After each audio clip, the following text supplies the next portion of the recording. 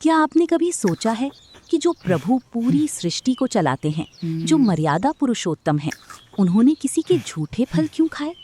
एक ऐसी बुद्धि औरत जिसे समाज ने ठुकरा दिया था, उसने भगवान को वो चीज खिला दी जो बड़े बड़े ऋषि मुनि सोच भी नहीं सकते। आज हम बात करेंगे उस इंतजार की जो 1-2 साल नहीं बल्कि पूरी एक उम्र तक चला। जानिए माता शबरी और श्री राम के उस मिलन का रहस्य जिसने भक्ति की परिभाषा ही बदल दी। शबरी, जिनका असली नाम श्रमणा था, एक भील राजकुमारी थी, लेकिन उनका मन हमेशा ईश्वर की खोज में रहता था। वो मतंगा ऋषि की शिष्या बनी। जब ऋषि अपना शरीर त्यागने वाले थे, तब शबरी ने पूछा, गुरुवर, मुझे प्रभु के दर्शन कब होंगे? ऋषि ने कहा, धैर्य रखो बेटी, एक दिन श्री राम खुद तुम्हारी कुटिया में आएंगे। बस उस दिन से शबरी का एक ही मकसद था, राम का इंतजार। वो रोज सुबह उठती, रास्ता साफ करती, जंगल से फूल लाकर सजाती और सबसे मीठे बेर चुनती। साल बीतते गए, शबरी जवान से बूढ़ी हो गई, बाल सफेद हो गए, आंखें धुंधली हो गई, लेकिन उसका विश्वास कभी नहीं धुंधला।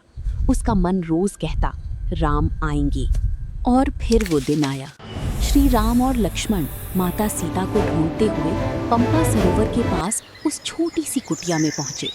शबरी की खुशी का ठिकाना नहीं था। इतने सालों का इंतजार आज खत्म हुआ था।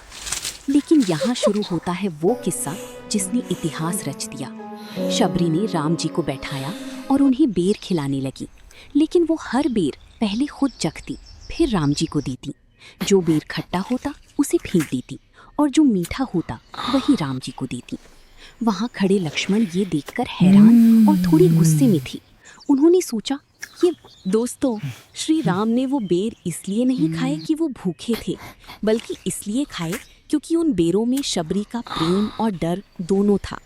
शबरी डर रही थी कि कहीं उनका प्रभु कोई खट्टा फल ना खा ले। उनके झूठ में कोई गंदगी नहीं, बल्कि एक माँ जैसा निष्पाप प्रेम था। राम जी ने लक्ष्मण से कहा, भाई, जो स्वाद इन झूठे बेरों में है, वो स्वाद मुझे राजभोग में भी नहीं मिला। एक और रहस्य की बात, जो बेर लक्ष्मण ने फेंक दिए थे, वही बेर बाद में संजीवनी बूटी के रूप में काम आए, क्योंकि वो भगवान की भक्त द्वारा दिए गए दिव्य फल थे। श्री राम ने दुनिया को सिखाया कि वो जाति, धर्म या ऊंचा नीचा नहीं देखती, वो सिर्फ भाव देखते हैं।